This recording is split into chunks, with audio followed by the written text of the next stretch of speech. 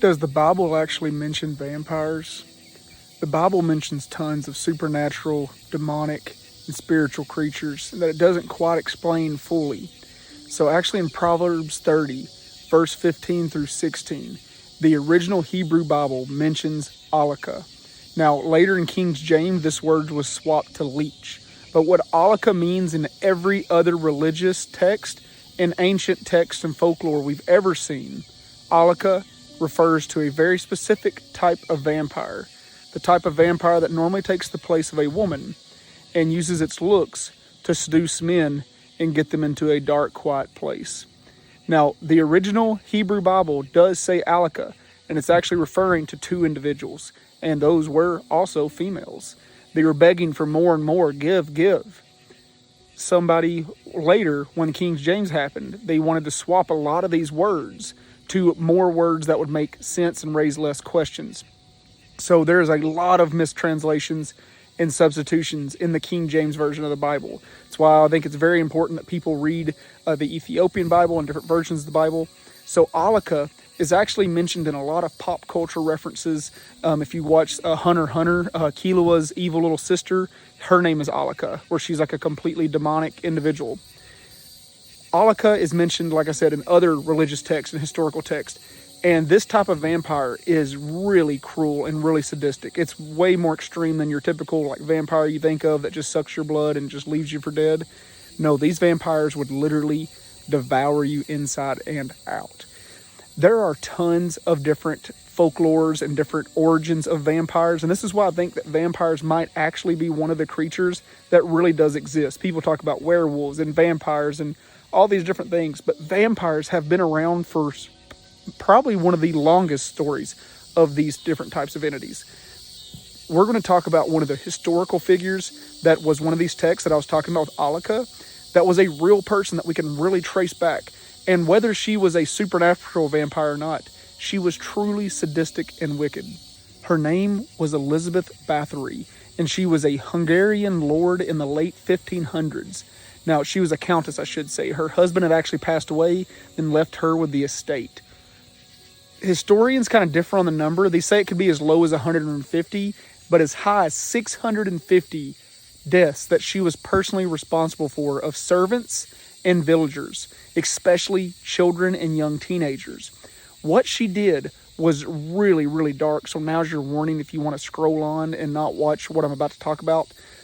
But essentially, they found the remains and the bodies of tons of these villagers and, like helpers, like little servants around the castle. She would drain their blood and fill up bathtubs with it and take baths in their blood. She would drink their blood while they're still alive and keep them alive for weeks on end, draining them like what you imagine when you hear about a vampire. And she was doing all this, I'm about to get into more of it, so she could stay young and pretty because she needed to attract another mate, because back then women could not hold land the way men, could back then. It's not like today. So she was needing to attract another like lord or another count so she could retain power. So she was worried she was going to get too old looking and too feeble. Here's the messed up part. It was working. And we know it was working because studies today prove that it works.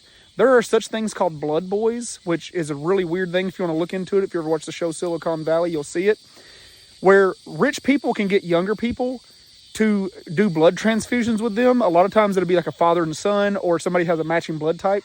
You have to find a compatible person. And if an older person takes a blood transfusion from a younger person routinely, it shows that their cells do start to age at a slower process, and they do feel rejuvenated, and they do have bursts of energy. This is not a myth or a conspiracy. This is a real thing that science has actually proven, and we can see it in real life studies and being practiced all the time. So it was working. She was drinking their blood. She was ingesting it. She was bathing in it. She would put it over her meals like a barbecue sauce. She would drink it with all of her meals. She would cut her hand and cut their hand and let their blood run into each other. Now, I know that's not a technical way of blood fusion works, and they'll all say that the ways that she was doing it was not working. But by all accounts, everybody around her said it absolutely was. They talked about how she became more radiant, that she became glowing. People could swear that she was actually de-aging. And then that's when the villagers found out. The villagers told the other royals and said, you got to stop her. You have to do something. She's killed hundreds of our children and our young ones. Well, because she was a royal, they actually could not hold her to trial. But they did put her in an isolated room until she died a long time later. She lived like a long time after this. Like a suspiciously weird long amount of time for the conditions that you kept her in. So that is where a story of a lot of vampires come from, is actually Elizabeth Bathory. If you want to look that story up and that legend up, you can see paintings of her. It was way before pictures, obviously. But that just goes to show you that, like, these legends have been around a long time. She didn't think to do this out of thin air. She thought to do this because she had heard about it working from previous tales and previous tales. The original vampire story that a lot of people stick to, and a lot of people that are like diehard believers in vampires, is the original one that supposedly was one of the soldiers, one of the Roman soldiers that stabbed Christ in the ribs while he was on the cross. If you guys didn't know it, while he was on the cross, Roman soldiers were jabbing him with spears in the side, and supposedly some of his blood spattered into one of their mouths. And when nightfall came, he became a creature of the night, and it was like his curse from God, essentially, is that he would never be able to enjoy the sunlight again, and he would have to roam the earth forever, always thirsty, always hungry. Which is a really weird curse from God to make it kill other people that are God's followers. Like that's a whole nother deal. But that's where a lot of original vampire folklore stems from. But I want to go back to my original point. We don't know who wrote all the books of the Bible. Like, a lot of times people get confused because they think that we know the authors of the Bible. We don't. Most of the Bible is written completely anonymously or by groups. Much of the Bible has been added and taken away year after year after year. Like, there's 13 or more, there's way more books than that of the Bible that they didn't want to publish when they did the King James version of the Bible. If you think I'm lying, just look up how many books of the Bible there were in total originally. Throughout the years, we have taken them out. Just like how I think we took this word alaka out because it wanted to fit the narrative that the church is going for. The church hates talking about witchcraft and demonology and all this stuff, even though that's a very core rooted part of the Bible. The church today, it's like you're never supposed to talk about it ever. But the Bible talks about it all the time, especially the original Bible. They talk about the word witch is used in the original Bible. Alaka, which is everybody else's in the world's word for vampire, was used in the Bible. There are tons of things like that that are spoken about that over the years we have swapped the names of. Like, we just swapped the names. Like, this is one thing that people always get upset with me at. The King James Version of the Bible should be a slap in the face to every modern Christian that's out there, okay? Now, a lot of people go, aren't you Christian? I am very, very well versed in pretty much all religions. I think it's very important to explore all religions. I grew up Church of Christ. Do I fully believe it? Not the Bible. No, I believe there's a God and everything, but I'm what's called a deist. Just come at me. I know I'm going to get about 5,000 comments of Jesus' name or whatever. I get it. We're saying the same thing, okay? But anyhow, the King James Version of the Bible should be a slap in the face to a lot of Christians now, because it's named after a awful person. Like, the King James, like, he wanted more. At that time, the church and the king held about an equal amount of power, and the king did not like that. So he paid for this giant expedition to get the church away from his kingdom to go translate the Bible to, like, English, and they named it after him. But really all he was doing was essentially bribing him to leave him alone so he could do all of his wicked, crazy stuff. Like, if you don't know that and you're going to come after me about anything that I've said in this video, go educate yourself first. Please do yourself a favor. Anytime I see somebody walking around with a King James Bible and they're like Bible thumping at me, I'm like, well, first of all, like, you already got on the wrong foot here with that one. You know, like, it's just, I won't say that King James was as bad as Hitler. I obviously will not say that, even though he did execute tons of people that were innocent and did nothing wrong. But imagine, like, somebody trying to preach the Bible to you, and then on the front of it, you just see Adolf Hitler printed right on the front of it. And they're like, this is the word we should be using. I'm like, whoa, buddy, whoa. And kind of like Hitler wrote the book Mein Kampf, King James actually wrote a book pretty much talking about how he should be able to do anything he wants to do and how he shouldn't have to answer to anyone. It was called The True Law of Free Monarchies, and he was actually obsessed with witchcraft. Like, he thought witches were so real and he was terrified of them. That's the reason why they had a lot of those words taken out of the Bible. Anything that was, like, not flesh and bone that, like, we could understand, he wanted it removed from the Bible because he didn't want people to talk about it anymore, because he wanted us to forget about those things even ever existing. That's a whole nother rabbit hole you can go down. Like, you know how, like, the Salem witch trials and all that stuff happened? King James was actually the beginning of the witch hunts that became so famous. He tortured tons of innocent women, claiming that he thinks that they were witches, and they weren't. Anyhow, that's a rant that I'm about to get on. That if anybody comes after me trying to defend the King James thing, just know that that person automatically is an awful human being, or they've done zero research and they've just grown up with the King James Bible, so they don't want to hear any negativity about it. Like that's the only two. Like that's it. There's no other. I don't want to hear nothing else. Okay, like that. Whoa, don't talk about nothing else if you're going to come at me with that. So knowing that he was terrified of anything to do with witchcrafts, why do you think that he agreed to have multiple, like over a dozen books excluded from the new King James Version of the Bible? Because it talks about witchcrafts and it talks about things. This is what goes all the way back around to the book of Enoch. Okay? The book of Enoch is nothing but like magic and like witchcraft. And he was terrified of that. He didn't want people to know about it. That's why it was cut out. Okay?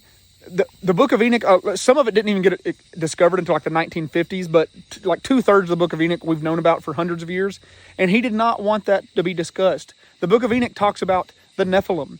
Like this isn't stuff I'm making up. This isn't a conspiracy or a myth or whatever. You can just like Google it online and read it for yourself. The Vatican has it, and like it's published online. And Enoch's in the Bible. You know who he is, okay?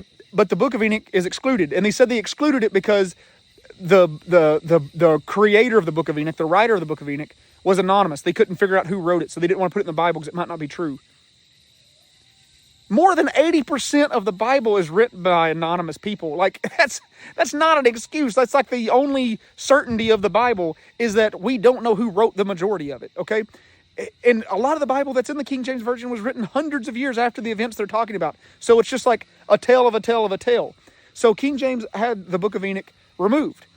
And it talks about the Nephilim, which were literally the half-children of fallen angels and humans that used to roam the earth. And that's the main reason why God even flooded it later, was because he was like, oh shit, like they're doing magic and like they're teaching them like celestial arts and stuff. Like that's all in there. That was the originally part of the Bible.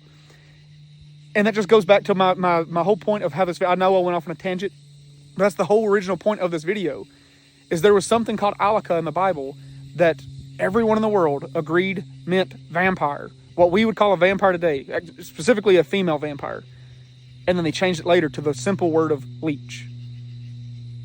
Go figure. It's an amazing thing to dig into and like go down these rabbit holes, guys. You can follow our podcast. It's called Matt from Nomads on Spotify and Apple Podcast. And on YouTube, it's called Nomads Animal Reserve. Would love to see you over there. And I would love to hear your thoughts on this. I'm always open to hearing your cool theories that you guys have or the next subjects you want me to talk about. This was a subject that was actually sent to me by somebody like a month or two ago, and I'm just now getting around to it. So I do get to them. I keep a big journal of like my ideas, and then I also add to it all the time when somebody tells me something interesting. And this was one that had actually slipped by me before. I had seen that word, but I didn't know what the root of that word meant, and it was really cool to cross-reference it with all these other texts that existed around the same time period that were very clear on what that word meant. Like that word was specifically for that. It wasn't like an interchangeable word, This is where I always have like supernatural encounters at. As I was walking in from doing this video, I was doing this video down this road, kind of right over in there. And as I was walking down this trail, I swear like right over in there, I heard something say something. I couldn't make out what it said, but I just hear a word. And it just got me to freeze, and I was like, okay, I was going to take this camera out just in case I heard it again. There it was. Did you hear that? Anyhow, if you've seen our video of us finding the bone pile in the woods, that was right through that trail that goes to that little hole right there. There's a massive amount of deer bones and stuff down in there. Our game warden actually thought it could be a mountain lion. That's a sunflower I've got that's growing. It's a pretty big one. It's a mammoth one. That's our fire pit right there.